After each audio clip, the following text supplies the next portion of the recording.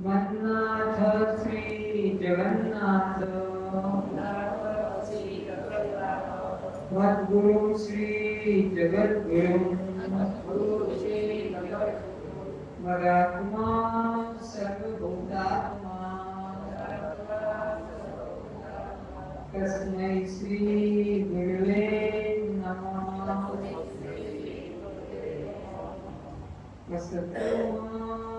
सद्गुणय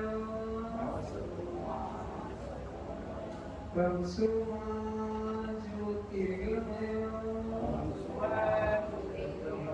मृत्युर्मामृतं गमय। हे गुरु परमात्मा, आपने परमात्मा के नाम पर असत धारणाओं से, मिथ्या धारणाओं से वैराग्य कराकर परमात्मा के सत्य स्वरूप में श्रद्धा एवं प्रीति कराने की कृपा करें। आप हमें अज्ञान प्रकाश से निकालकर परमात्मा के दिव्य ज्ञान प्रकाश में लाने की कृपा करें। आप हमें जन्म मृत्यु वाले शरीर से मेरा भाव छुड़ाकर इसके विद्यमान सच्चिदानंद आत्मा का स्वयं रूप से ज्ञान कराने की कृपा करें।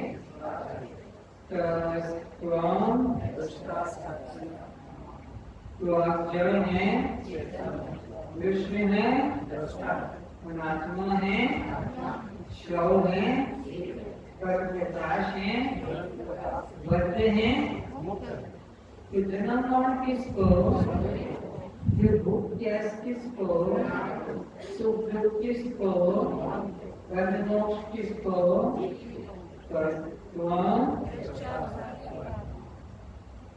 ईश्वर का ज्ञान अपने दिव्य ज्ञान प्रकाश को खोलें। सबके चरणों में मेरा नमस्कार।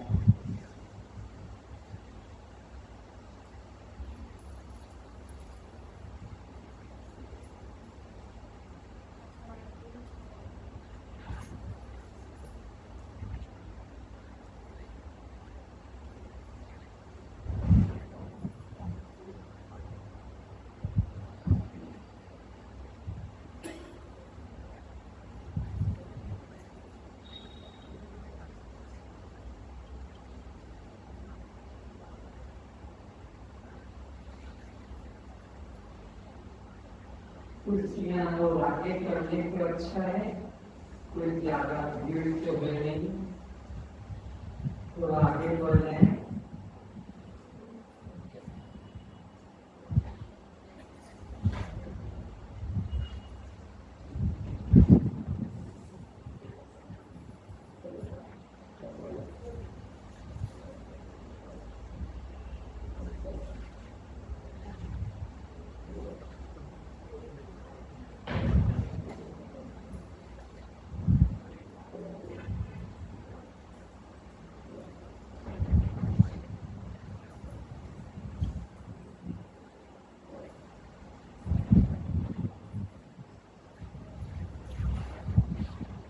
सब्जी मार्केट में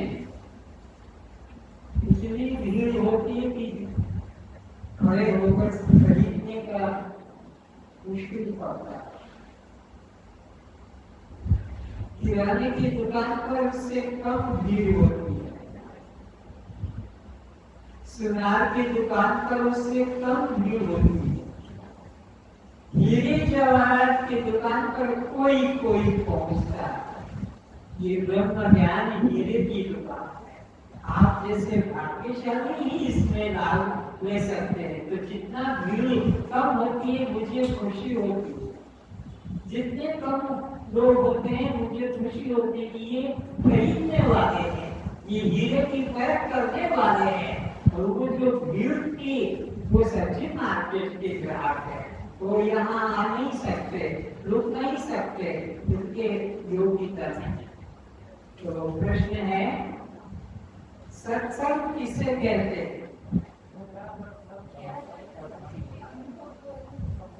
यहाँ जाकर सत्य की अनुभूति हो जाती है। प्राप्ति शब्द व्यवहार में अच्छा है लेकिन ठीक नहीं, क्योंकि प्राप्ति उस पदार्थ की होती है जो नहीं है, ये मिल गया, ये प्राप्ति जो अलग होगा, जो हमसे भिन्न होगा, उसकी प्राप्ति होती है। परमात्मा हमसे अलग, परमात्मा हमसे भिन्न, परमात्मा हमारा स्वरूप है, तो अनुभूति नहीं हो। तो सत्य किसे कहते हैं? जिसका कभी बोलो नाश न हो, जिसको कभी खो न सके, सदा है, उसे सत्य कहते हैं।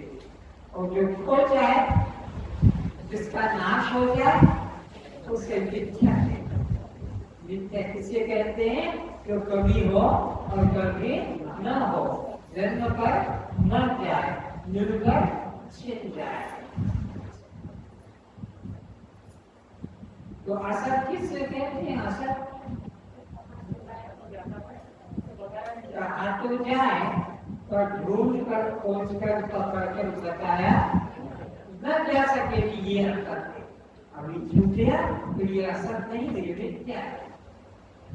असत जिससे अपना नाम सच है कि असत है? क्यों असत है? कहीं छूकर देखकर पता नहीं सकते। जाति असत है, वो भी पता नहीं लगता है, सब जगह एक ही है। आश्रम भी असत है। तो दृश्य किसे कहते हैं? जो दिखाई पड़ता है, देख नहीं, वो दृश्य है। दृष्टा किसे कहते हैं?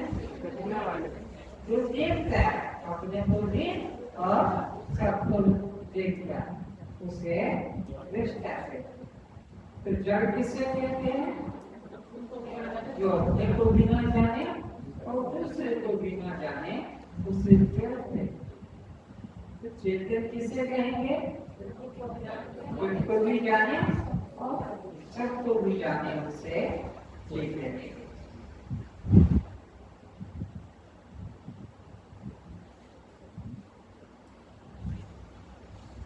तो आत्मा किसे कहते हैं? आत्मा के 4 लक्षण बोलो किसी वालों। तुम्हें नब्बे किसी ने बुलाया कि तुम बोलो और मैं सुन पाऊं। आत्मा के 4 लक्षण और कोई बोलो।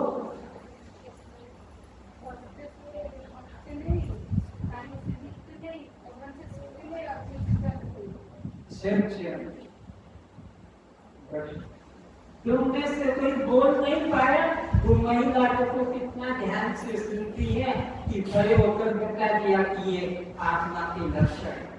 तो अब अपना अनात्मा के लक्षण तो बताओ। सत्य से कट जाए, अग्नि से जल जाए, पानी से भीग जाए, पवन से, वो क्या है? अनात्मा। तुम आत्मा की अनात्मा हो। तुम आत्मा क्यों हो? कि न तो तुम चलते हो, न तुम करते हो, न तुम जीते हो, न तुम, इसलिए तुम आत्मा हो। तुम्हारा शरीर आत्मा क्यों नहीं? काटने से कट जाएगा, जलाने से जल जाएगा, भिगाने से भीग जाएगा, सुखाने से सूख जाएगा।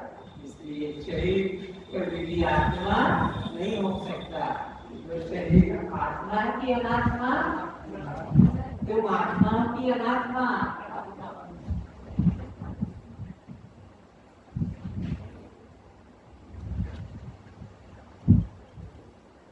पुनर्जन्म किसका होता है? जिसका जन्म हुआ उसी का पुनर्जन्म है, फिर से जन्म। तो शरीर का ही पुनर्जन्म होता है, आत्मा का कभी पुनर्जन्म, क्योंकि आत्मा कभी जन्म ही, आत्मा कभी मरा ही। जो पुनर्जन्म देह का होता है, तुम्हारा पुनर्जन्म तो आत्मा हो, तुम्हारा की मृत्यु भी नहीं तो जन्म भी नहीं। किसको ब्रह्म हत्या का पाप लगता है? किस जीव को ब्रह्म हत्या का पाप लगता है? जो परमात्मा को अपने से अलग मानता है, दूर मानता है, मंदिर में मानता है, तीर्थ में मानता है, स्वर्ग में, जैकुट में, चित्र में, मूर्ति में अपने से अलग जो परमात्मा को मानता है, ये ब्रह्म हत्या कहता है। बहुत दूर बात है, ये बाहर कहीं सुनने को नहीं मिलेगा। तो फिर आत्महत्यारा किसको कहते हैं? जो अपने को देह मानता है, परमात्मा को अन्य मानता है ब्रह्म हत्यारा, अपने को देह मानता है तो आत्महत्या। तो आप जब तक अपने को परमात्मा रूप नहीं जानेंगे और देह रूप मानेंगे, तब तक आप दोनों हत्या। अपने को देह रूप जानेंगे और परमात्मा को अपने से अन्य मानेंगे, तब तक ये जीवात्मा जो हत्या का पाप लेता है।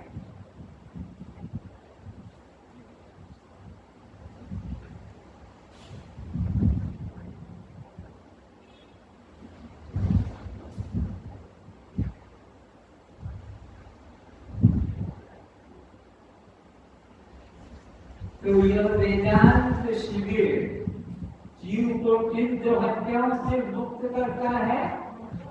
आत्महत्या और कर्म।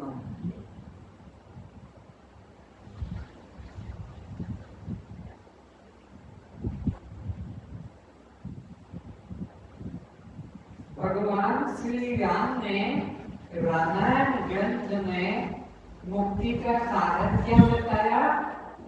ज्ञान मोक्ष प्रद वेद प्रमाण। वेद का प्रमाण लेकर राम जी ने क्या बताया कि मुक्ति की प्राप्ति न जप से होगी, न तप से होगी, न मंत्र से होगी, न माला से होगी, न तीर्थ से होगी, न मूर्त से होगी, न ध्यान से, न किसी। मुक्ति की प्राप्ति ज्ञान मोक्ष प्रद वेद प्रमाण।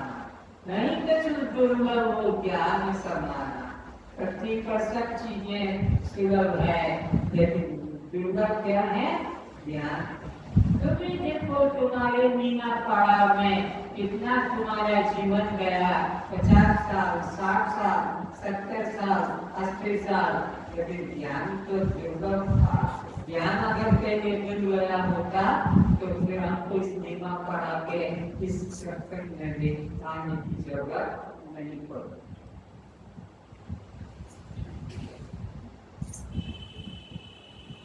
तो आप कब सोते हैं? जब अपने को बोलो मानते हैं। आप कब जागते हैं? जब हम अपने को दृष्टा साक्षी आत्मा जानकर हम जाग गए।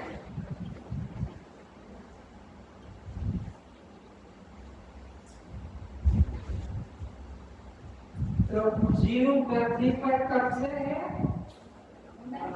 अनादिकाल। और भगवान कब होते हैं? जब जब पाप बढ़ता है, धर्म छूटता है, साधु पुरुषों को सताया जाता है, तब तब वो आते। लेकिन जीव कब से है? अनादिकाल।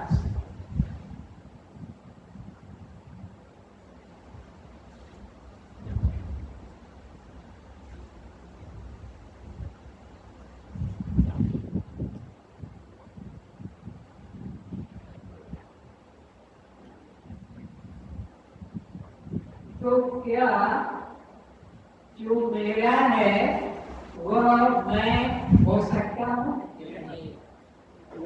दृष्टांत के समझा बोल के बता और कोई एक बोलो।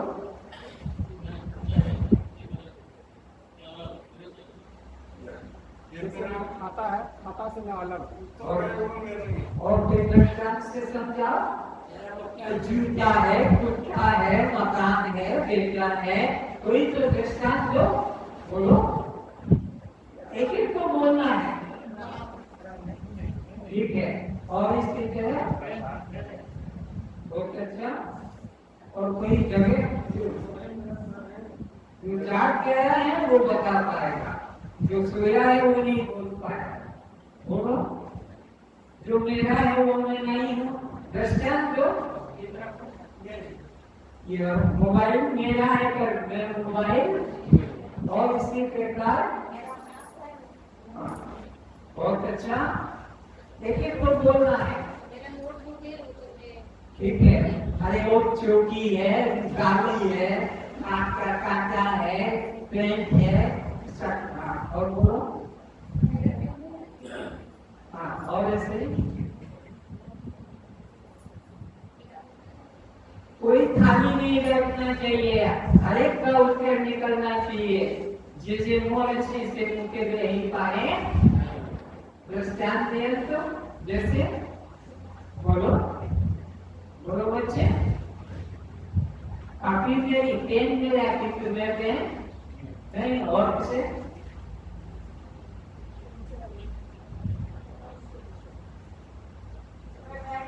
हाँ मैं बैग। इसी प्रकार मेरा देह है किंतु मैं देख कर तो समझा दिया, मकान का भी समझा दिया, नौकर का कुत्ते का समझा दिया। देह पर भी ये विचार चलाने के लिए इतने दृष्टांत, सारे दृष्टांत किस बात को समझाने के लिए कि देह मेरा कहलाता किंतु मैं देह से अलग हूँ।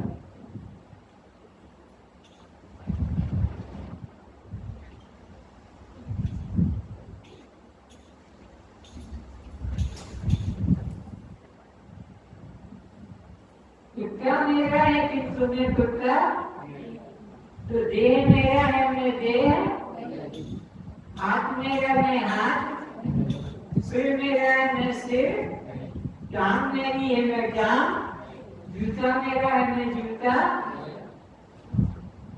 ऐसा जो मेरा है वो मैं। तो फिर अब क्या करना है? आज तक जिसको मेरा मेरा कहा उससे मेरा पना मन से निकाल। क्या करना है? वो सब में नहीं, और मन में से निकालो, करने से कहीं निकलना नहीं है। जो जो मैंने यहाँ आज तक मान रखा था, मान रखा है, उसको निकालो। वह मैं और वो मेरा नहीं।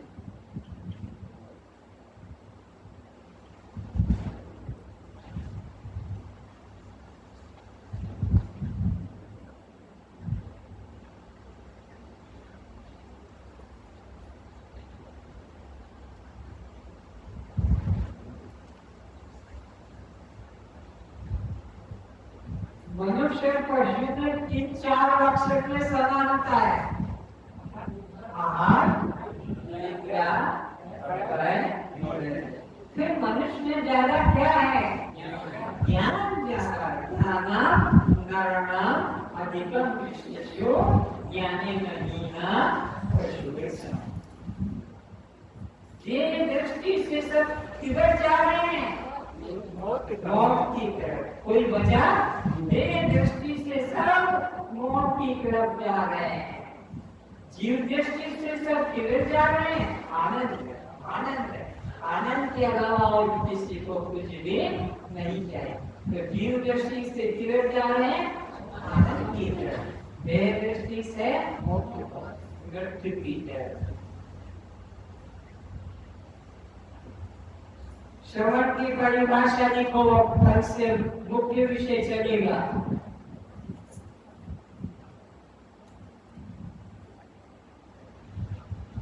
वेदों के महावाक्यों का सब लिखना नहीं जानती हो। वेदों के महावाक्यों का तात्पर्य से निश्चय करने को वेदों के महावाक्यों का तात्पर्य से निश्चय करने को श्रवण कहते हैं। वेदों के महावाक्यों का तात्पर्य से निश्चय करने को श्रवण कहते हैं।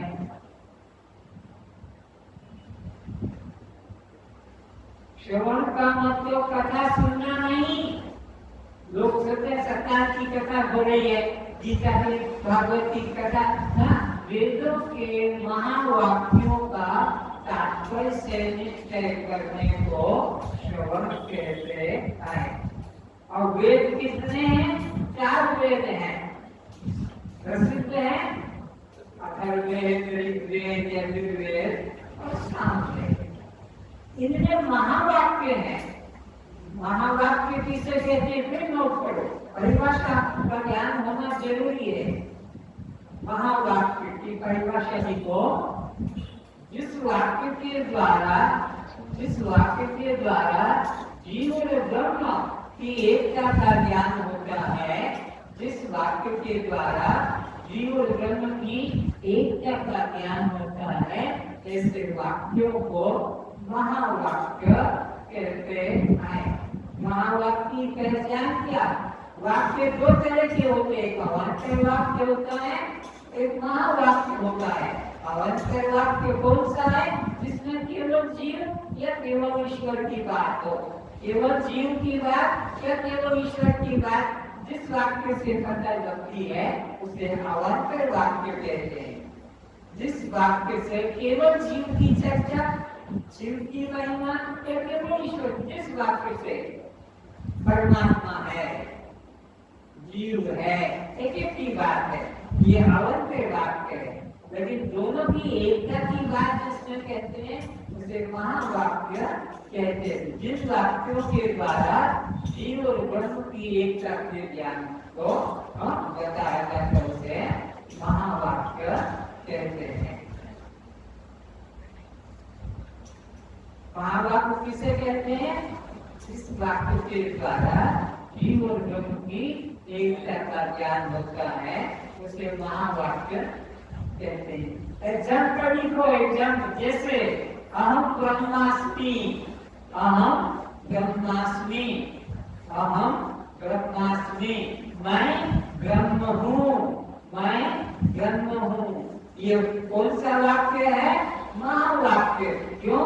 इसमें दोनों की एकता बताई है, जीव की भी और ब्रह्म की। जीव और ब्रह्म एक है, इसलिए इसको महावाक्य कहते हैं। दूसरा वाक्य लिखो। अयम आत्मा ब्रह्म, अयम आत्मा ब्रह्म, यह आत्मा ब्रह्म है। अयम आत्मा ब्रह्म, यह आत्मा ब्रह्म है। ये महावाक्य है। अयम आत्मा ब्रह्म। तीसरा महावाक्य लिखो। प्रज्ञानम ब्रह्म, प्रज्ञानम ब्रह्म, प्रज्ञानम ब्रह्म, यह साक्षी आत्मा ब्रह्म है।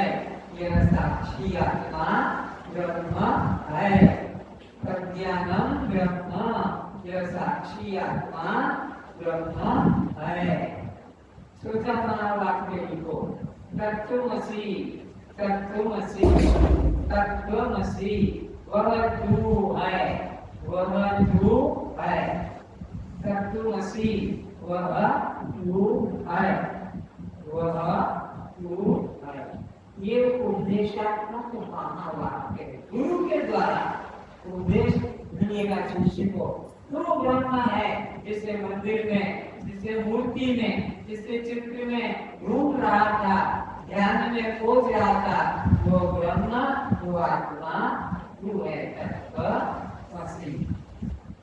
तो महावाक्य तो सैकड़ों हैं, लेकिन मुख्य मुख्य बताइए कौन महावाक्य किस वेद से आया वो भी लिख लो।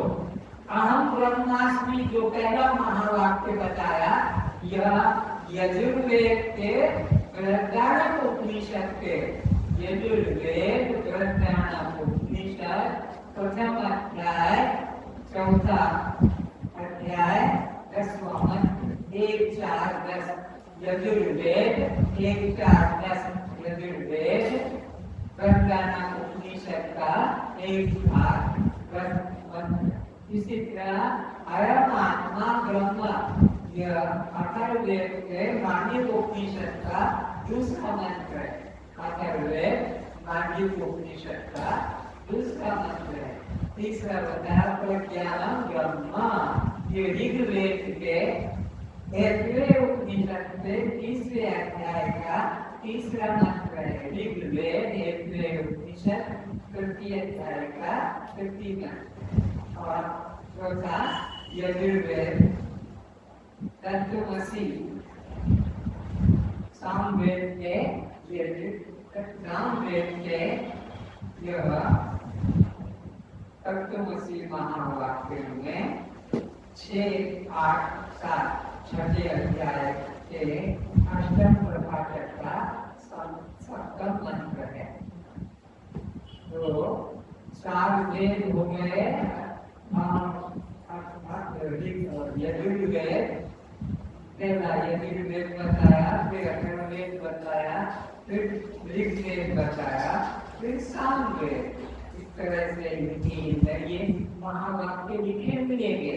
ये तुम्हें विश्वास करना होगा कि गुरु के वाक्य में, ये भगवान के वाक्य में तू ब्रह्म है, ये आत्मा ब्रह्म है, ये ज्ञान स्वरूप साक्षी ब्रह्म है, मैं ब्रह्म हूँ।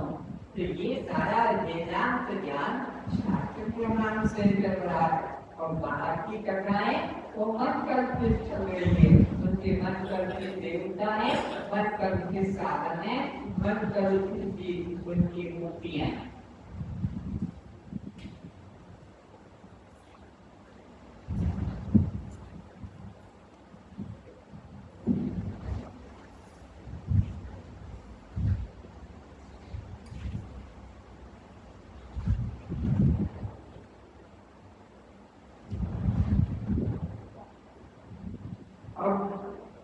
परिभाषा और आगे लिखे। अभी किसकी परिभाषा निकली? श्रवण की। इतना जो विस्तार बताया श्रवण, क्या परिभाषा बताई श्रवण की? वेदों के महावाक्यों का तात्पर्य से निश्चय करने को श्रवण कहते हैं। दिखाया है ना ये? आया ना? ये पहला शुरुआत यहीं से कराया। अच्छा, तो दूसरी को मनन। मनन किसे कहेंगे?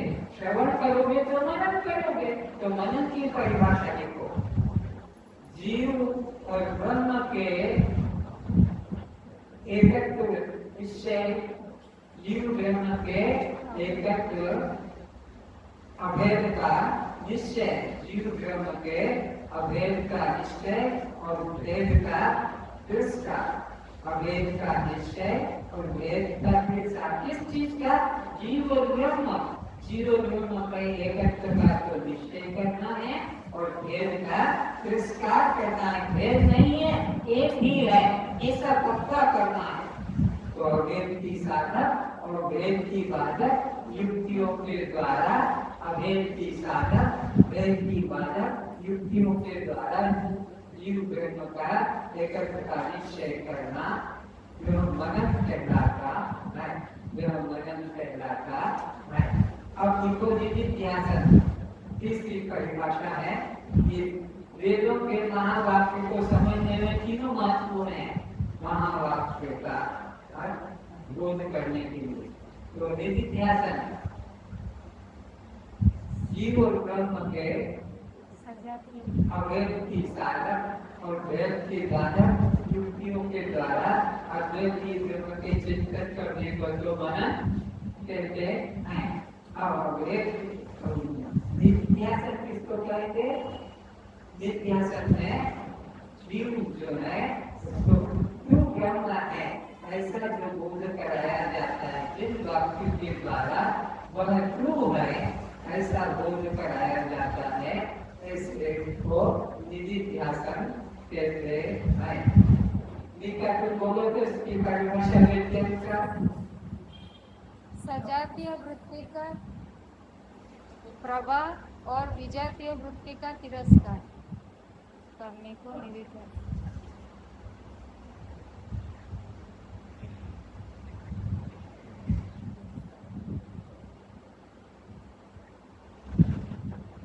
आज का विषय क्या है वो भी सुनो।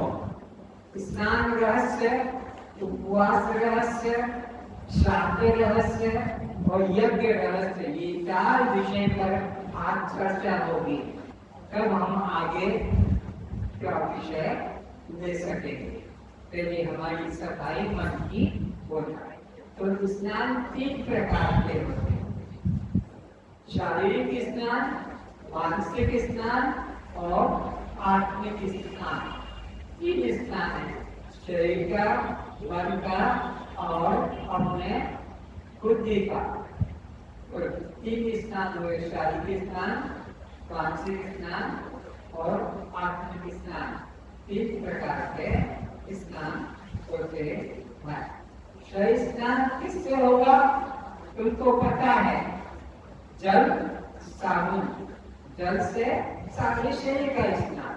मन का स्नान ध्यान, पूजा, मंत्र, माला, यज्ञ, ये सब मानसिक स्नान के साधन है। मन को शुद्ध करने का साधन होगा आपका जप, ध्यान, पूजा, पाठ, ये मन को शुद्ध करने के साधन है। तीर्थ, मंदिर। और तीसरा स्नान बता रहा है आत्मिक स्नान। आत्मिक स्नान होगा ज्ञान के द्वारा। आत्मिक स्नान ज्ञान के द्वारा होता है। ज्ञान यहाँ जो शिविर चल रहा है, आपके तीसरे स्नान को महत्व दिया जा रहा है। किंतु नहाने मात्र से किसी का कल्याण होने वाला नहीं है। जो लोग सोचते कि नहा लेंगे तो इससे हमारा पूर्णिमा है, एकादशी है, हमारा कल्याण होगा, ये तुम्हारे ये कौन है फटाफट करने वाला है? ये खेल मत बनाओ इस क्लास को।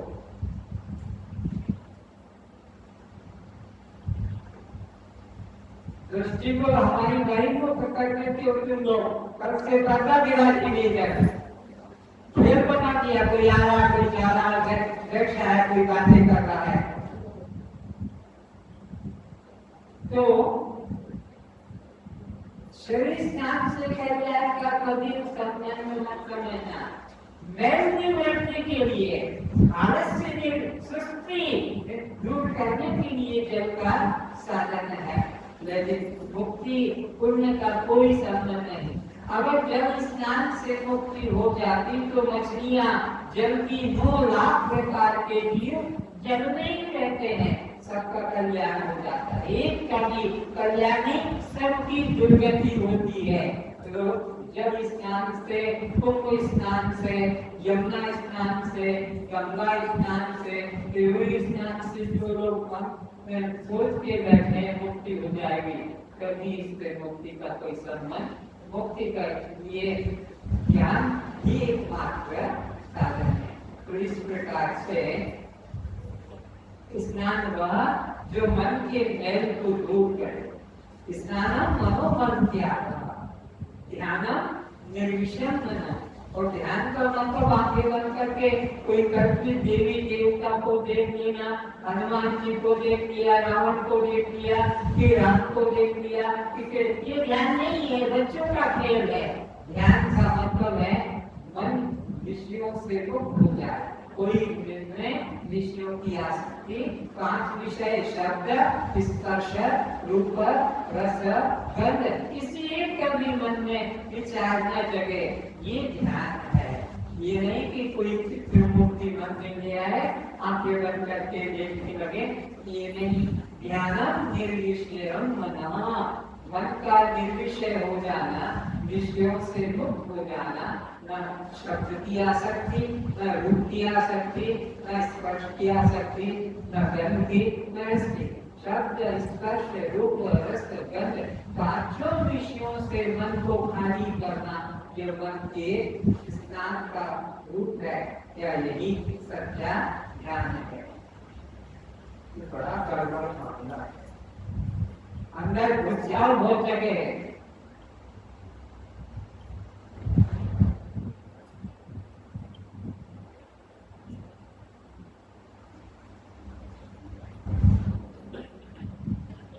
ध्यान कैसे होना चाहिए, कथा श्रवण कैसे होना चाहिए?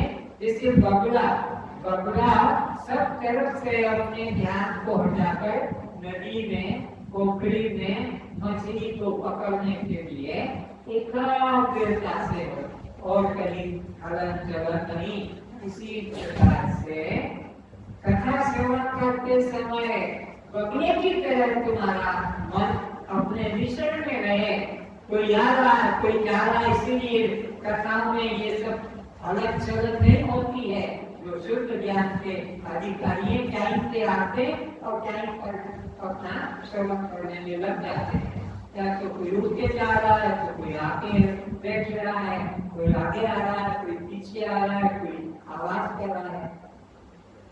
इतना सस्ता बना लिया है इस ज्ञान को, लेकिन ये ज्ञान का तरीका नहीं है। ये तो मनोरंजन का, टाइम पास करने का साधन है। तो जिज्ञासु की एकाग्रता ऐसी चाहिए श्रवण करने में, जैसे बगुला मछली पकड़ने में अपना रखता है। या तुम जैसे मोटरसाइकिल चलाने वाले अपनी एकाग्रता लक्ष्य की ओर रखते हो, लक्ष्य झूठा एक्सीडेंट हो जाएगा उधर प्राण होने से।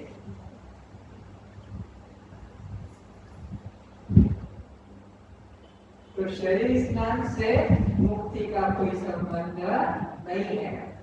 मुक्ति का संबंध ज्ञान स्नान से है, जिसको आगे कहा जाएगा। तो अब स्नान करने जा रहे हैं, उस संबंध में थोड़ा विचार कर लें। ज्यादातर त्योहार के दिन दीपावली है, रक्षाबंधन है, दशहरा है, क्या है, कोई पूर्णिमा है, अमावस्या है, ग्रहण है, उसमें ज्यादा नदियों की तरफ जाते हैं। और नदियों की तरफ जाते हैं, ट्रेन में इतनी भीड़ है कि जगह नहीं है। इसी प्रकार बस में भी भीड़ है, सब तरफ से भीड़ में जाते हैं। और फिर वहाँ ध्यान से सुनना, पेशाब लग गया, परिश्रा का, और क्या करे, रेलवे स्टेशन पर रेल से उतरे कि पेशाब कर उठते हैं। वहाँ पर भी जो है बुक स्टॉल है, तो कहीं होटल है, तो कहीं रेस्टोरेंट है। गांव का सीधा साधा आदमी और वहाँ जब नहीं देखा तो ऑटो रिक्शा में बैठा, गंगा घाट पहुँच गया। और गंगा घाट पे पहुँच गया, रेलवे में से बस में से पेशाब का जोर लगा था और वो पहुँच गया, देखा गंगा घाट पर, ग्राम घाट पर। वहाँ लिखा है पेपर से ही, यहाँ पेशाब करना मना है। अब बताओ ये आदमी क्या करेगा? जल्दी से कपड़े खोलेगा और हर घंटे वहाँ कोई गोल बोलने का नहीं है कि यहाँ पेशाब करना मना है। पक्का बात बता रहा हूँ, कच्चा नहीं। वहाँ पर सब अपना और फिर उसको लेके चढ़ावट में साथ साथ करते जाते हैं। फिर बोतल में भी भर लेते हैं, घर वालों को भी जाके फिर पवित्र करेंगे। गंगा स्नान गए थे, त्रिवेणी में स्नान कराया, तुम भी स्नान के लो। ये अवस्था है।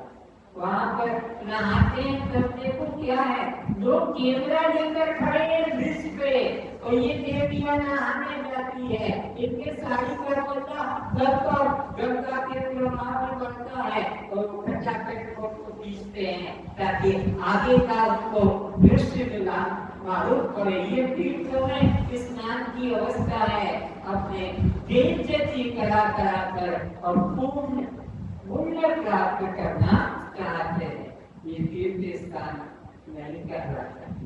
इस प्रकार से नदी का स्नान से मुक्ति का कोई संबंध नहीं है। मुक्ति का संबंध तो केवल ज्ञान के द्वारा ही होता है। उपनिषद में कहा है वस्तु सिद्धि विचार, मुक्ति की प्राप्ति विचार के द्वारा होगी। वस्तु सिद्धि विचार न कर्म कोटि भी, करोड़ों कर्म यज्ञ तप जप पूजा पाठ तीर्थ मंदिर व्रत उपवास दान धर्म सब कुछ कर डालो, किंतु मुक्ति की प्राप्ति तो विचार के द्वारा।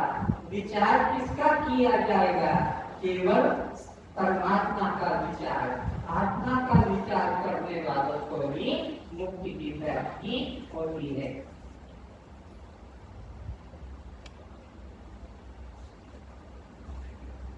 अब उपासना की बात करते हैं। उपासना किसे कहते हैं?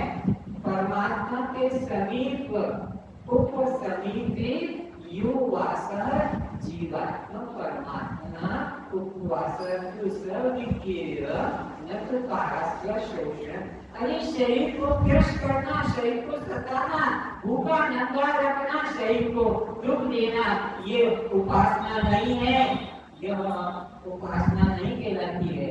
उपसमीपे युवासः जीवात्मा परमात्मा, परमात्मा के चिंतन में मन को जोड़ना ही उपवास है, बाकी सब बकवास है। परमात्मा के साथ में मन का चिंतन जोड़ना ही उपवास कहलाता है, बाकी तो सब बकवास का चिंतन है।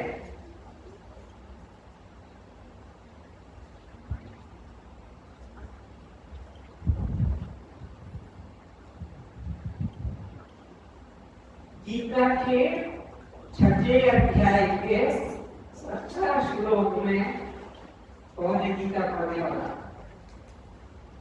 नहीं पढ़ता। भगवान क्या कहते हैं? 6 अध्याय का 17 श्लोक,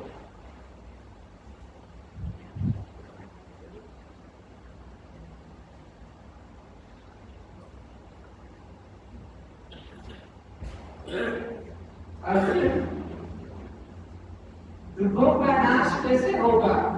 दुखों का नाश करने वाला योग्य यथा योग्य आहार करने वाले से, यथा योग्य विहार करने वाले से, कर्मों में यथा योग्य चेष्टा करने वाले का, और यथा योग्य सोने में, यथा योग्य जानने में होगा। तो यथा योग्य यहाँ कोई प्रकार का मन कल्पित नहीं कहा, और उचित आहार करो। आहार उचित कौन सा है? 3 आहार है, सत्वगुणी, रजोगुणी और तमोगुणी। जो देवता के आगे रखा जाता है वो सत्वगुणी आहार है, मनुष्य के आगे रखा जाता है रजोगुणी, और जो पशु के आगे रखा जाता है वह तमोगुणी। सत्वगुणी आहार शुद्ध देवी देवता के आगे जो रखा जाता है, और रजोगुणी जो दाल भात रोटी सब्जी खाते हैं, और तमोगुणी आहार मांस मछली अंडा शराब सिगरेट गुटखा पुड़िया, ये तमोगुणी आहार है। ये राक्षसों का आहार है। मांस मछली अंडा शराब सिगरेट गुटखा पुड़िया यह राक्षसों का, दुष्टों का आहार है। तो इस तरह से उचित आहार करो, उचित कर्म करो और उचित निद्रा करो, कल्याण होगा। और गीता के 18 अध्याय के 70 श्लोक में कहा, मैं ज्ञान यज्ञ से पूजित होता हूँ। ये पत्थर की मूर्तियाँ, ये जड़ चित्रों के द्वारा मेरा कल्याण, मैं ज्ञान यज्ञ के द्वारा ज्ञान यज्ञ से ही पूजित हो। अक्षराध्याय के अंदर भगवान अपने श्री मुख से कहते हैं, क्या कहते हैं?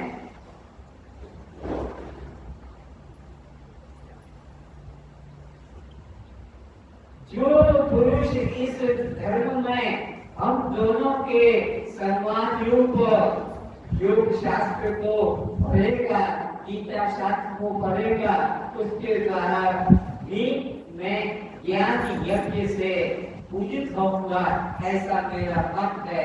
ये ज्ञान यज्ञ के द्वारा ही मैं पूजित होऊंगा। और ये बाहर के जो पत्र पुष्प फल से पूजा करते हैं, ये मेरी वास्तविक पूजा नहीं है। इसलिए ज्ञान यज्ञ को ही गीता के 4 अध्याय के 33 श्लोक में फिर महिमा गाई है। 33 श्लोक में क्या कहा है?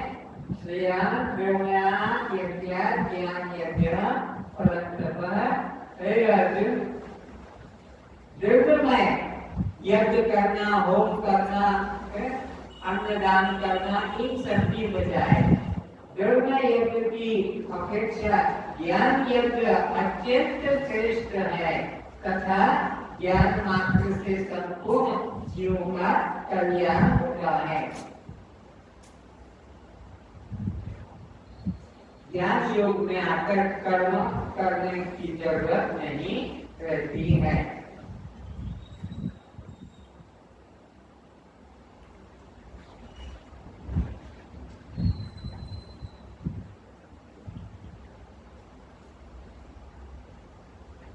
उपवास करने से लोग सोचते हैं कि पति की उम्र बढ़ जाती है, ऐसा मूर्ख लोग कहते हैं। पति की उम्र बढ़ जाती है उपवास करने से, तो फिर पत्नी की उम्र बढ़ाने का कौन सा साधन है? पति की उम्र बढ़ाने का तो तुमने शारीरिक अभ्यास या उपवास मान लिया, क्यों? पति की उम्र बढ़ाने का तो पूरी मात्रा उपवास मान लिया, लेकिन पत्नी की उम्र बढ़ाने के लिए तुम्हारे पास में कोई उपवास नहीं, और वो उसकी उम्र बढ़ाने की जरूरत नहीं। हमको कल मरने वाली आज मर जाए तो बाहर वाली घर में ले आए, हमको स्त्रियों की उम्र बढ़ाने की जरूरत, विवेक की बात समझा रहा हूँ, हमको विवेक है, पुरुषों को विवेक है, इसलिए वो मूर्ता का काम नहीं करते। स्त्रियों की मूर्ता है जो पति की उम्र बढ़ाने के लिए शारीरिक अभ्यास या उपवास करती है, और वे उपवास करती है, भूखा रहती है, पति को खिलाकर खाएंगे। और पति आता है रात को 10 बजे शराब पी के नशे में होटल में खा के, और कहती है कि अब मैं तुम्हारी पूजा करती हूँ, प्रसाद ग्रहण करूंगी। बोले तुम तेरे खाने में खा के आया हूँ, तू खा के आया, मैं तेरे लिए भूखी मर रही हूँ, सुबह से तीन पत्नी को खिलाकर खाऊंगी और तू खा के आया है। कोई डूबिया खाई हमने, सब खा, कोई खा, कितना बड़ा आशीर्वाद दे रही है पति को। पति की उम्र बढ़ाने के लिए उपवास किया, और पति बाजार में खा के आ गया शराब पी के, और तू तेरा खाने मेरे को खाना नहीं है, ये उनकी अवस्था। तो इस तरह से समाज में बहुत अंधविश्वास मूर्खता चल रही है, किसी को लोगों ने धर्म मान रखा है।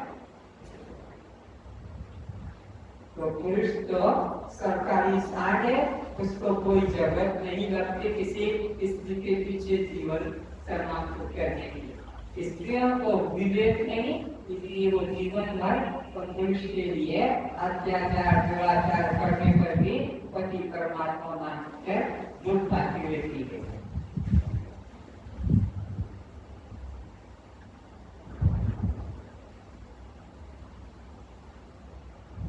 अब स्त्रियां शिक्षित हो गई है, तो वो अज्ञानता से अपने को मुक्त करती जा रही है, और स्त्रियां भी नौकरी करने लग गई है, कॉलेज में पढ़ने लग गई है, स्त्रियां भी ग्रंथ बनाने लग गई है, प्रवचन भी करने लग गई है। पहले ऐसा नहीं था, लेकिन अब शिक्षा का युग बढ़ गया है। अगर स्त्रियां अब ग्रंथ बनाएंगी तो क्या लिखेंगी? पति को सुबह उठकर पत्नी का प्रणाम करना चाहिए, पत्नी के कपड़े धोना चाहिए, पत्नी की उम्र बढ़ाने के लिए उसको कोई एकादशी उपवास, पत्नी के सुख के लिए उसे, क्योंकि पत्नी अब ग्रंथ बनाएगी। पहले पुरुषों ने ग्रंथ बनाए थे तो अपने मन का उचित सिद्धांतों को उसने जगह दे दी थी। अब स्त्रियां ग्रंथ बनाएंगी तो पतियों के लिए उसमें अनुशासन जानेगी। ये बता रहा हूं कि अभी ऐसा हुआ नहीं है।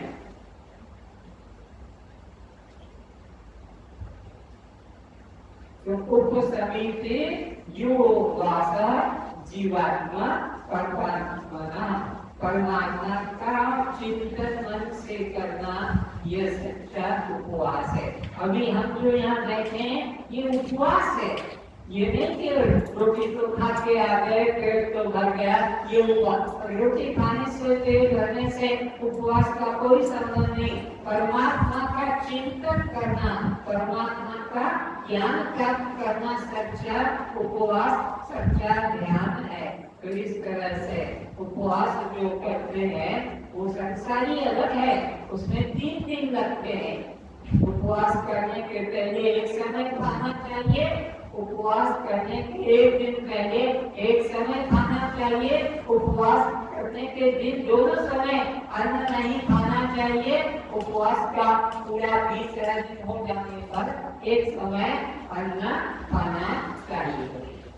एक समय प्रारंभ में, एक समय अंत में। उपवास के दिन दोनों समय अन्न नहीं खाना, ये उपवास करने का मनुस्मृति में मनु महाराज ने तरीका बताया। कोई भी सोमवार करो, मंगलवार करो, एकादशी करो, एक दिन पहले, करने के एक दिन पहले एक समय उपवास करना, एक समय खाना।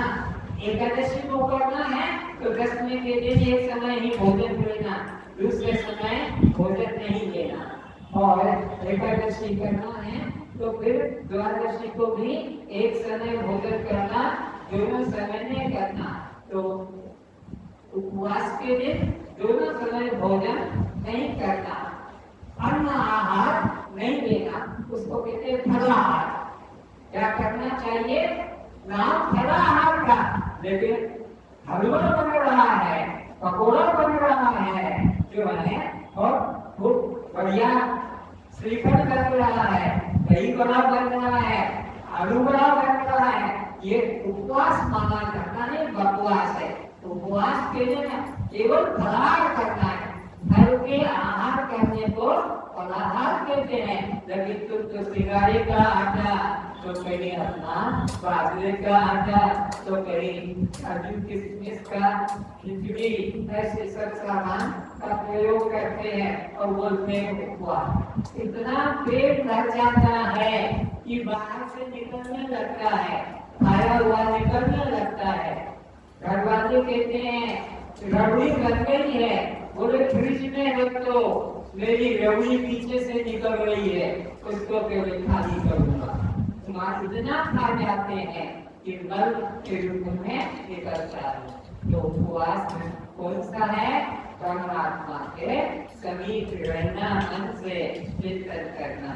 और ये शरीर के लिए उपवास है, शारीरिक उपवास मनुस्मृति में मनु महाराज ने कहा है, यह पेट में जब गड़बड़ हो हम उसको तो इस तरह से आहार ग्रहण करें ताकि उनको अंदर से विकार पैदा न हो। इस तरह से उपवास को और अधिक नहीं किया।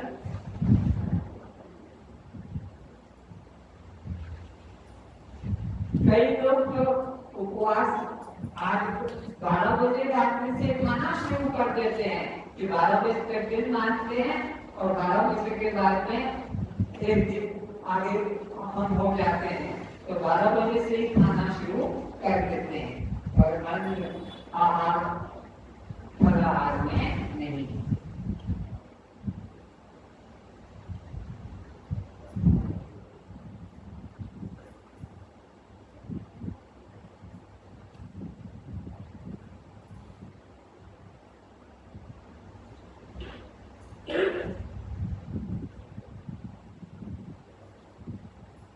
बच्चे को उपवास कभी नहीं करने देना चाहिए। गर्भवती स्त्री को कभी उपवास नहीं करना चाहिए।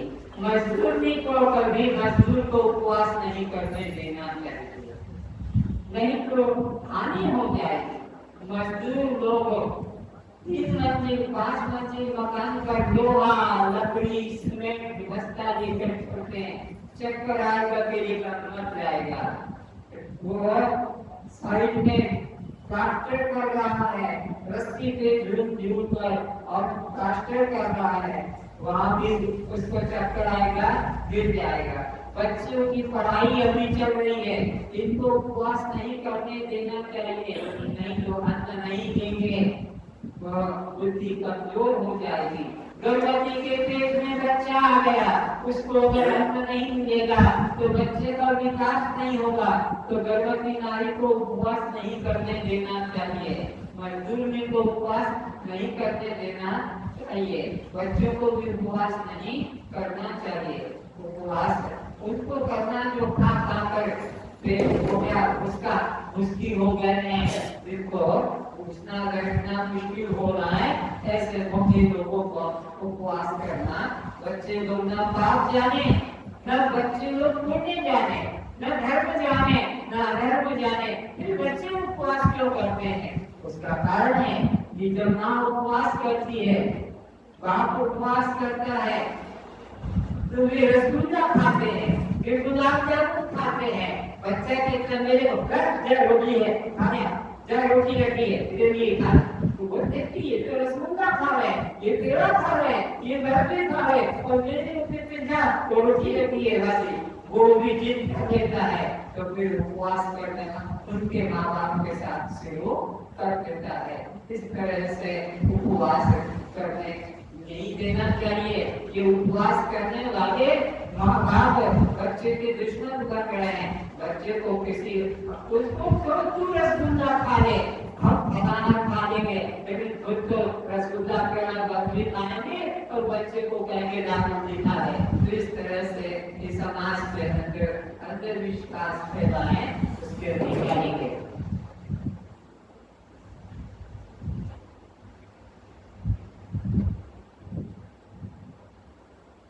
अभी इधर देखेंगे, इसके पेट में अन्न है, दाल भात भी है, इसके पेट में अभी दिखा के दिखा हुआ फल भी है, मिष्टान भी है, आ गया निकल कर। ये पेट में रखा हुआ था, संभालने के लिए यह बाहर से दिखा रहा हूं। जो तुमने डाला है ये मुख में से, मुख में जो डाला है वो इसमें भरा हुआ है, उतर के आ गया।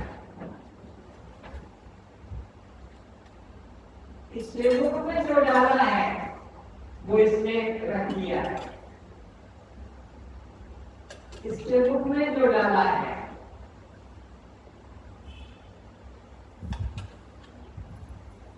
इसके मुख में जो डाला है, और इन सब का परिणाम जो बना है, ये क्या दिख रहा? ये जो दाल भात हलवा पूरी फल, इन सब का परिणाम मल बना। क्या बना? क्या ताजा मल है, बासी नहीं है। ये सब नीचे के डब्बे में है, ये सब नीचे के, वहां से पीछे से निकल कर आया है ना, ये अभी टिफिन के लिए इसमें सबसे नीचे ये है। अब बताओ, बाहर तुम्हें छूना, इसको मत छूना, इसको मत छूना, ना मनुष्यों से नफरत करते हो, लेकिन जिस डब्बे में तुमने ये मांस के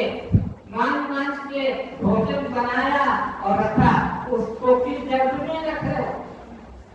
बोलो, ये कहाँ जाएगा भोजन तुम्हारा? दाल भात रोटी सब्जी कच्ची के डब्बे के ऊपर जाकर बैठता है, उसी के ऊपर जाकर ये बैठ गया, उसी के ऊपर जाकर ये निकल आया, उसी के ऊपर जाकर ये निकला। और उसी के ऊपर से ये पहुंचा है। तो ये जो इमेज कैरियर है अंदर तुम्हारा तैयार है। तो अब बताओ तुम सब महाभंगी हो।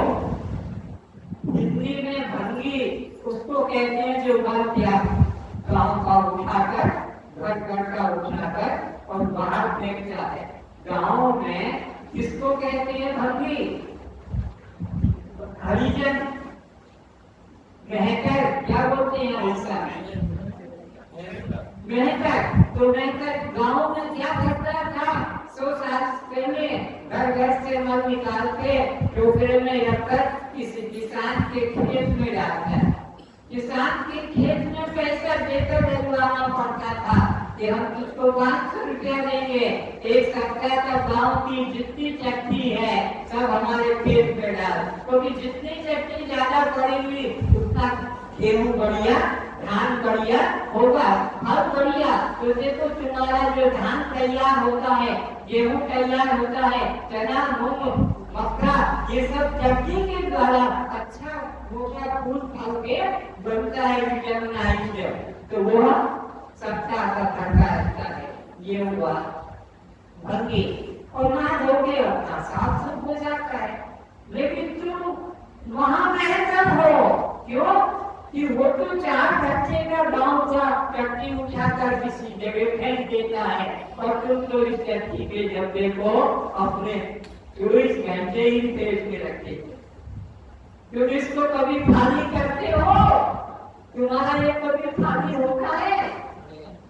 जो निकलता है सुबह पूरा साफ नहीं होता है, फिर 4-6 घंटे बाद आ जाता है। भोजन करने का पिछले पड़ेगा फिर आ जाता है। 3 बार भी दिन में कोई करता है। तो विचार करना कि तुम जो हो वहां बेहतर हो। बेहतर तो 4 घंटे का काम करके और अपने को पवित्र मान लेता है। तो अभी भी तुम जितने बैठे हो तुम्हारे डब्बे में नीचे है कि नहीं? नीचे नहीं तो जिंदा नहीं रह पाओगे। वो आधार है जीवन का। अगर तुम्हारा भाव निकल जाए तो राम नाम सत्य हो जाएगी। तुम मन से ही चिंता हो मत के ही द्वारा तो जो अन्न लेते हो तुम्हारे सब दल के रूप में प्रतीत होता है। तो वहाँ रहकर वहाँ बन। अब पवित्र में सुनो कैसे पवित्रता होती है। हमारे पास 5 इंद्रियां हैं।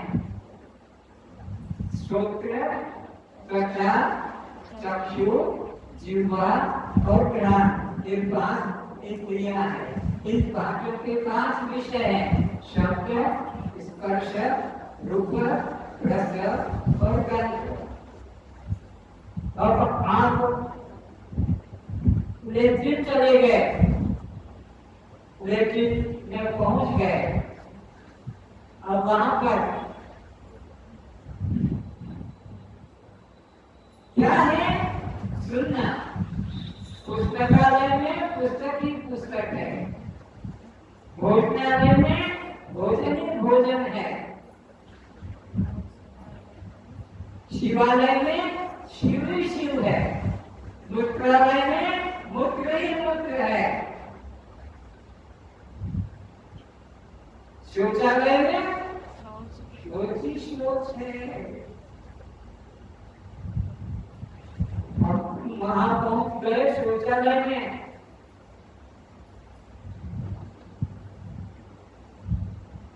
कान अपना विषय बंद कर देता है, त्वचा अपना विषय बंद कर देती है, चक्षु अपना विषय बंद कर देता है, जिह्वा अपना विषय बंद कर देती है और नासिका अपना विषय बंद कर देते हैं। 5 इंद्रियां अपना अपना विषय का त्याग कर देती है। शौचालय के अंदर 5 इंद्रियां अपना अपना विषय का त्याग कर देती है।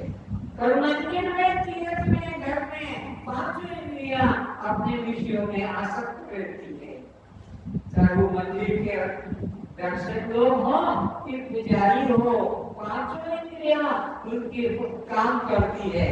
और तुम जब शौचालय में चले जाते हो, वहां बैठ जाते हो, तुम्हारा ध्यान तो देखो न कान की बात सुनता है, न चंदा का काम छूता है, न आंख का काम देखता है, न जिह्वा का काम रस लेता है, न कहता। जब आप बगास है और जो आप इसको शौचालय कहते हैं, अगर कान अपना विषय लेगा, मल त्याग करने बैठे हो और कान अपना विषय लेगा तो फुल की आवाज आएगी, तो कान सुनना नहीं चाहता। तो चाहे अगर मां अपना विषय सुनना चाहेगी तो गरम गरम गीला मन आएगा। अगर इसी प्रकार आंख देखना चाहेगी तो वह खिचड़ी जैसा मल देखने को मिलेगा। अगर जिह्वा चखना चाहेगी तो तीखा कड़वा स्वाद वाला आएगा। और नाक सुनना चाहेगी तो दुर्गंध आएगी। इसलिए पांचों इंद्रियों का विषय वहाँ त्याग हो जाता है। जबकि योगी यानी बाहर बैठकर भी पांचों इंद्रियों का त्याग नहीं होते। तुम वहाँ त्यागी हो जाते हो, वहाँ योगी हो जाते हो। पांचों इंद्रियों का अपना अपना, तो वह पांचों इंद्रियां का विषय है, वह मल है। और वह उस मल से रहित दृष्टा साक्षी आत्मा।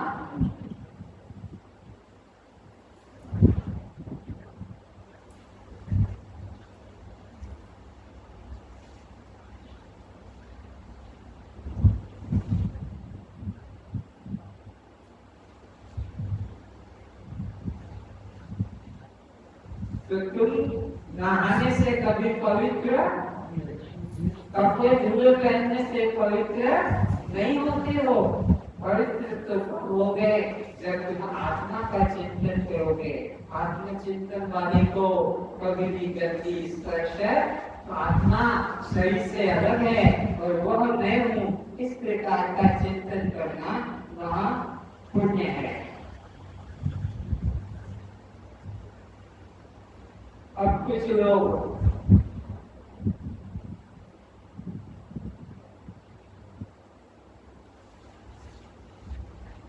श्राद्ध करते हैं। श्राद्ध करने के बारे में थोड़ा सोचें।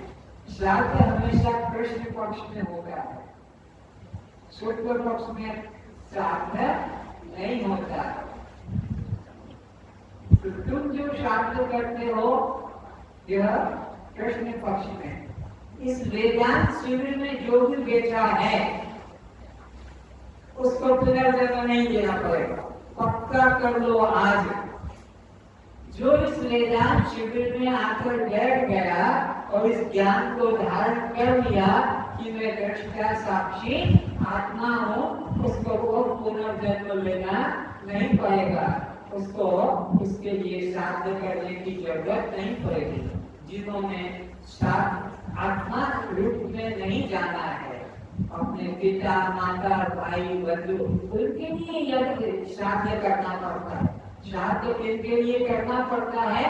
जिन्होंने ज्ञान प्राप्त नहीं किया है उनको श्राद्ध करना पड़ता है। तो जिन्होंने आत्म ज्ञान प्राप्त कर लिया उनको श्राद्ध करने के लिए आपको चिंता नहीं करना चाहिए, क्योंकि आत्म ज्ञान प्राप्त करने वाले को पुनर्जन्म लेने की जरूरत, आत्मज्ञान पा गया तो मुक्त हो गया। पुनर्जन्म तो उसको लेना पड़ेगा जिन्होंने आत्म ज्ञान प्राप्त नहीं किया। इसलिए अज्ञानी के लिए यह श्राद्ध की प्रथा है, ज्ञानी लोगों को श्राद्ध नहीं करना पड़ता। मैंने 2 दिन पहले भी बताया था, रामानुजमुक्तारी के पास में कबीरदास जी गए थे, शिष्य बनकर रहे, सेवा कर रहे थे। तो रामानुजाचार्य ने कहा कि अरे आज मेरे बाप का श्राद्ध करना है, क्या गाय का दूध लिया। तो गाय की लेकर गए कबीर जी और गाय की आगे घास रख दिया और गाय की लेके बेचे। आधा घंटा हो गया, 1 घंटा हो गया, रामानुजाचार्य का कब ये दूध आएगा, कब खीर बनेगी, कब मैं अपने मरे बाप का श्राद्ध करूंगा। तो गुस्से में गए और जाते जाते देखा एक गाय के पास में कबीर दास बैठे हैं, गाय के आगे घास डाल रहा है और बाल्टी खाली रखी। क्या कर रहा है? गुरुदेव, मैं दूध का इंतजार कर रहा हूँ। क्यों इंतजार? ये गाय घास नहीं खा रही है, दूध भी नहीं दे रही है। रामानुजाचार्य ने कहा, मूर्ख कहेंगे, ये गाय मरी हुई है, कल की मरी हुई गाय पड़ी है, ये क्या खाएगी?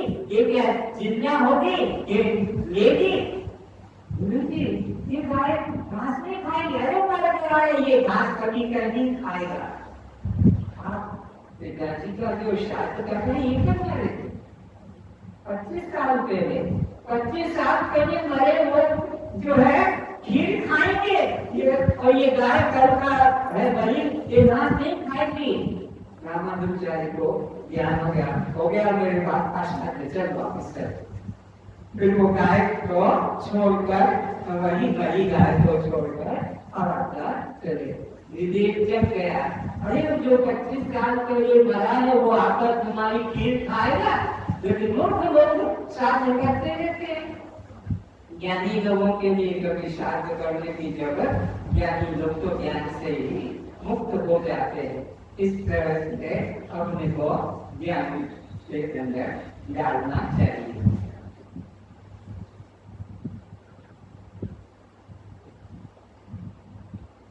एक जगह कथा हो रही थी, कथा में महात्मा बहुत अच्छा प्रवचन कर रहा था और शिष्य लोग बड़े मस्त होकर सुन भी रहे थे। कथा समाप्ति पर कुछ दान देना चाहिए, ऐसा नियम है। तो किसी ने कहा, आज से मैं चाय नहीं पीऊंगा, आज से मैं दूध नहीं दूंगा, आज से मैं नहीं दूंगा, ऐसे नियम बनाया। सब लोगों ने कुछ कुछ दिया और छोड़कर अपने कथा सुन के चले गए। महात्मा को किसी धन की जरूरत नहीं थी, पैसे की जरूरत नहीं थी, कपड़े की जरूरत नहीं थी, और क्या भी महात्मा थे। तो एक व्यक्ति वहां बैठा था, वो उठे नहीं, वही सब उठ के गए, वो उठे नहीं। क्यों नहीं उठा? तो मेरे पास छोड़ने को कुछ भी नहीं, और सबने कुछ ने कुछ छोड़ा है, सबने कुछ छोड़ा है, तू भी छोड़।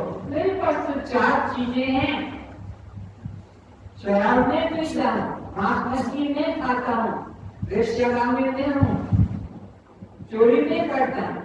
हमने मेरा तो जीवन है, कुछ तो छोड़ना पड़ेगा। मैं नहीं छोड़ूंगा, तू जब तक नहीं छोड़ेगा। महात्मा अभी वहीं बैठ गया उसके पास। बोले, तो बड़ा मुसीबत है, तो छोड़ नहीं रहा। तो रात के 11 बज गए, 9 बजे समाप्त हो गई। सब चेहरे पे छोड़ सबको छोड़ना चाहिए। एक और बढ़िया बात बता दूं, मेरे साथ बोलना। चार चमारी सूरी, चार चमारी सूरी, चाह नीच को नीच, चाह नीच को नीच। हम सच्चिदानंद ब्रह्म हैं, हम सच्चिदानंद ब्रह्म हैं। जो चाह न होती बीच, जो चाह न होती तो क्या चलेगा? किसी भी प्रकार की चाह तुम्हारे मन में है कि इसके बिना मेरा काम नहीं चलेगा, तो चाह चमारी, नीच का नीच। तुम कितने बड़े ही ऑफिसर हो, इतने बड़े करोड़पति हो, लेकिन किसी भी वस्तु की चाह मन में रखी तो चाह चमारी तुमको अपने पद से गिरा देगी। चाह नीच को नीच। अरे हम तुम तो ब्रह्म हो, लेकिन चाह बीच में घुस गई कि बिना चाह मुझे बिस्तर नहीं छूटेगा। चाह करिए चाहिए, कब मैं ऑफिस जा पाऊंगा, ऑफिस में नहीं, बीच में चाह चाहिए।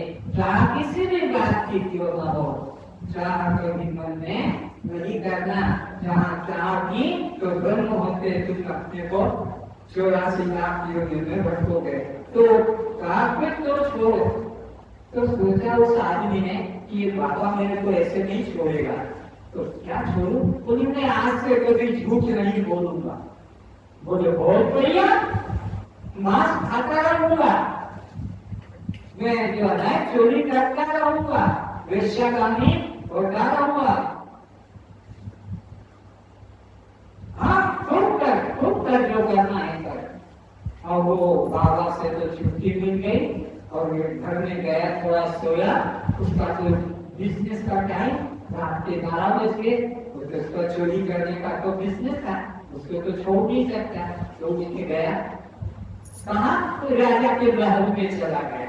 राजा का महल चोर ने लूट लिया और राजा छत के ऊपर घूम रहा था, अड़ेगा था। अमावस्या की रात में थी, चोर धन से टूटा। तो उसने तो प्रतिज्ञा कर ली कि मैं झूठ कभी, और जैसे धन से टूटा तो राजा अंधेरे में खड़ा था। वो कोई दूसरा चोर उधर से आया होगा, तो कौन है? बोले मैं चोर हूँ। उसने कहा तुम कौन है? बोले मैं भी चोर हूँ। तो अच्छा, दोनों मिलकर चोरी करते हैं। वो असली चोर और वो राजा महल का अंधेरे में था। तो बोले चाबी मेरे पास है। तो पहले वाले चोर ने कहा और बढ़िया हो गया, तो चाबी मेरे को दे। और ताला खोला, एक डब्बे में 3 हीरे थे। तो एक हीरा तो असली चोर को राजा को दे दिया, चाबी दी उसने। एक हीरा तो तू रख ले, एक हीरा उसने अपने में रख लिया और एक हीरा डब्बी में छोड़ दिया। तीनों हीरे के बढ़िया चीज मिल गई। अब तीनों बाहर आए राजा बाहर से, और वो चोर भी, तो कहाँ रहता है? तो कहा पास में मोहल्ले में रहता। उसने असली चोर ने पूछा तू कहाँ रहता है? जिसने चाबी दी, तो यहीं पास में रहता। कल फिर मिलेंगे और दोनों फिर चोरी करेंगे। पक्की दोस्ती करनी, असली तो राजा और इधर ये नकली में चोर। और अब राजा ने सुबह मंत्री से कहा, ए मंत्री देखो खजाने में चोरी हो गई है, क्या क्या गया? वो देख के आया तो फिर डब्बी में एक हीरा था, उसको जेब में डाल दिया। और कहा महाराज वो जो डब्बी के तीनों हीरे गायब है। और वो असली जो चोर था वो भी वहीं बैठा था। बोले पास में जो है वो चोर, उसको मिला, वो पहले से ही बैठा था। बोले महाराज ये एक चोर, एक हीरा है तो मेरे पास। तो राजा के पास तो दूसरा हीरा था और मंत्री से, ए मंत्री तीसरा हीरा निकाल। बोले होश में बात करो, मेरे को चोर समझ रखा है तुमने? मैं मंत्री हूँ, मैं चोर नहीं हूँ। बोले अभी निकाल दे, मैं तो बेइज्जती हो गई, मैं चोर नहीं हूँ। सेवक से कहा इसकी कपड़े खोलो, साड़ी खोलो, धोती खोलो नीचे से, और हीरा निकला। और असली चोर को तो कहा कि तुम आज से मंत्री बनोगे, और मंत्री को जेल में डाल दिया। चोर पकड़ा गया। मंत्री को असली चोर ने सोचा मेरे सच बोलने की प्रतिज्ञा की, तुम्हें मेरे चोर पद से आपके मंत्री पद मिल गया। अगर मैं इसकी बात को, गुरु की बात को अगर श्रद्धा से मान लेता तो मेरा क्या हो जाता। पर मैंने तो गुरु को बोझा समझा कि ये छोड़ेगा नहीं। रात के 11 बज गए और ये तक कुछ भी छोड़, तब मैं तेरे को छोड़ूंगा। तो श्रद्धा से अगर मान लेता तो मेरा क्या उद्धार होता। इस तरह से असली चोर को मंत्री बना दिया और मंत्री को तो जेल में डाल दिया। 1 साल के बाद प्रचार हुआ, इस गेट बांटे गए, ऑडियंस लगे गए, और देखा उस मंत्री ने जो चोर था अब जो मंत्री हो गया कि ये तो वही बाबा है जिसकी कथा मैंने सुनी थी और मेरे को मजबूर होकर मानना पड़ा था। मैं तो इस कथा को नहीं छोड़ूंगा, राज को जाने दो, मंत्री पद को जाने दो। कहा महाराज ये मंत्री पद आप संभालिए, मैं काम नहीं करूंगा। अरे क्यों नहीं करेगा? चोरी करते करते तेरे को मंत्री पद मिल गया। बोले मेरे वही गुरु आए हैं जिनको प्रतिज्ञा करके मैंने कहा था कि मैं अब कभी झूठ नहीं बोलूंगा, चाहे गर्दन कट जाए। उन्हीं का प्रवचन अभी हो रहा है। तो वो राजा कहता तू है तो राजा पद मेरे, और मेरे को उस कथा में सुनने का होगा कि मैं उस कथा को छोड़ना जिसने तेरे को इतना दिया। तो अगर सद्गुरु की कथा को श्रद्धा से तुम सेवन करोगे तो तुम्हारा कल्याण तुम्हारे हाथों में है। और अगर तुम श्रद्धा न करके एक साधारण कथा समझकर आज सुना कर नहीं आएंगे तो कुछ भी लाभ नहीं मिलेगा। जो चोरी, हजारी, बेईमानी, रिश्वतखोरी आदि कुकर्म करते थे वही करते रहोगे। इसलिए आज का विषय को पता करो कि ये जो कथा हो रही है ये हमारे जीवन मुक्ति की कथा है। इसका हम कभी त्याग नहीं करेंगे।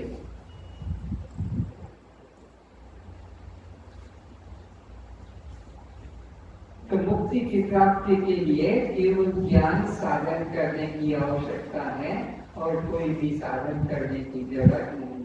अब यज्ञ की बात को खत्म करते हैं। यज्ञ कौन सा है जिससे कि जीव का कल्याण होता है? तो एक यज्ञ यह समाज में चल रहा है, आहुति डालना और मंत्र उच्चारण करके कल बताया था। आहुति डाली और आग प्रकट हो गई, ये आहुति से कल्याण नहीं। ज्ञान यज्ञ गीता के 4 अध्याय के 33 श्लोक में भगवान ने प्रतिज्ञा की है, श्रेयान् द्रव्यमयात् यज्ञात् ज्ञान यज्ञ परं तप सर्व कर्म इदं पार्थ ज्ञाने परिसमाप्ते। ज्ञान यज्ञ से सब यज्ञों का फल मिल जाता है। ज्ञान यज्ञ करने वाले को कोई अनित्य यज्ञ करने की आवश्यकता नहीं होती है। ज्ञान यज्ञ सबसे महान, सबसे श्रेष्ठ है। और भगवान ने 18 अध्याय के 7वें श्लोक में भी फिर घोषणा की कि मैं जो हूँ ज्ञान यज्ञ से ही प्राप्त होता हूँ, अन्य यज्ञ से मैं प्राप्त। ज्ञान यज्ञ करने वाले को और फिर किसी प्रकार के कर्म करने की आवश्यकता नहीं रहती है। अस्तु ज्ञान यज्ञ सबसे श्रेष्ठ है। अब यहाँ पर ये जो शिविर चल रहा है कुछ बातें समझ लो, कब पूरा होगा? ये शिविर की तारीख कब पूरी होगी? इधर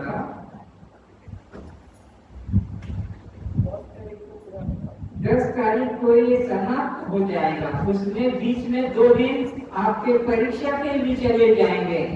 9 तारीख को आपका ओरल एग्जामिनेशन होगा, 8 तारीख को रिटर्न एग्जामिनेशन होगा, पेपर आएगा और आपको पूछा जाएगा। सब लोग जो बैठे हैं भाई बहन अपना लिखने वाले लिख कर परीक्षा देंगे और मुख से बोलने वाले मुख से ओरल एग्जामिनेशन भी होगा। सब अपना अनुभव में बोलेंगे। तो उसके लिए फॉर्म भरने की प्रतिज्ञा है। जो फॉर्म भरेगा वही नियम से कल से आएगा और उसी को ही ये ब्रह्म ज्ञान का प्रमाण पत्र मिलेगा। एडमिशन फॉर्म जरा लेकर आओ, सबको एक फॉर्म बांट दो जिनकी रुचि है। कोई एक पैसा आखिरी तक एक पैसा तुम्हारे नीमा पड़ा गांव से जब तक ये निकल कर नहीं जाएगा, कोई एक पैसा भी इसके लिए खर्च मत करना। जिसको फॉर्म भरना है उसको भरकर देना होगा, कोई पैसा नहीं लगेगा। यही समाप्त करते हैं। और मुख्य विषय, अगर इस परीक्षा के संबंध में कुछ पूछना होगा तो फिर उसको बाद में पूछना, लेकिन यहाँ का नियम होगा, कल से विषय चलेगा। नोट करो क्या क्या विषय समझाया जाएगा परीक्षा में। सबसे पहले आहारशुद्धि, आहार रहस्य, इसके बाद में बताया जाएगा त्रिकर्म रहस्य, त्रिकर्म रहस्य। इसके बाद में वंचीकरण, शरीर का ज्ञान सिखाया जाएगा, पंचीकरण पंचभूत, पंचीकरण पंचभूत। उसके बाद में सूक्ष्म शरीर 17 तत्व का सूक्ष्म शरीर, उसके बाद में 3 अवस्था जागृत स्वप्न सुषुप्ति, ये सब विषय पढ़ाए जाएंगे, 2 घंटे के अनुभव कराया जाएगा। उसके बाद में पंचभ्रांति, पंचकोश, पंचभ्रांति और पंचकोश, उसके बाद में फिर महावाक्य शोधन, उसके बाद में सप्त भूमिका, महावाक्य शोधन सप्त भूमिका, और उसके बाद में परीक्षा, उसके बाद में अनुभव, उसके बाद में ब्रह्म भोज और प्रमाण पत्र, सर्टिफिकेट मिलेगा। सर्टिफिकेट सारे भारत में कहीं भी वेदांत क्लास में आप भाग ले सकेंगे। तो इस तरह से ये विषय चलेगा। किसी को कुछ छूट गया हो तो पूछ लेना, फिर से सुना देता हूँ। कल यहाँ आहार की विषय चलेगा, फिर त्रिकर्म विषय चलेगा, फिर पंच कोशों का विषय चलेगा, फिर 17 तत्व सूक्ष्म शरीर का, स्थूल शरीर, सूक्ष्म शरीर, फिर उसके बाद में 3 अवस्था, 3 अवस्था के बाद में पंचभ्रांति, पंचकोश, फिर उसके बाद में इसी प्रकार से महावाक्य शोधन और सत्य भूमिका, उसके बाद में फिर परीक्षा, मुखाग्र ओरल परीक्षा, फिर लास्ट में प्रमाण पत्र और ब्रह्मभोज करके छुट्टी।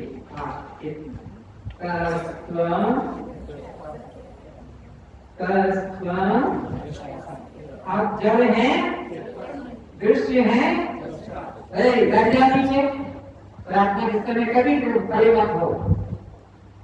आप दृश्य हैं, अनात्मा है, शव है, पर प्रकाश है। तो जन्म मरण किसको, उपन्यास किसको, सुख दुख किसको, वनमोक्ष किसको, क्लास 6:30 संध्या बेले हम समस्त आसवे एवं कभी समय निश्चित होगा, 6:30 बजे अचानक का होगा, और आपका क्लास का समय 8 बजे। और देवा लगा कभी खूब मैंने अपन आशीर्वाद रही जाइए आज आप बहुत बड़ी काली है। तो आप बोले चौल प्रवेश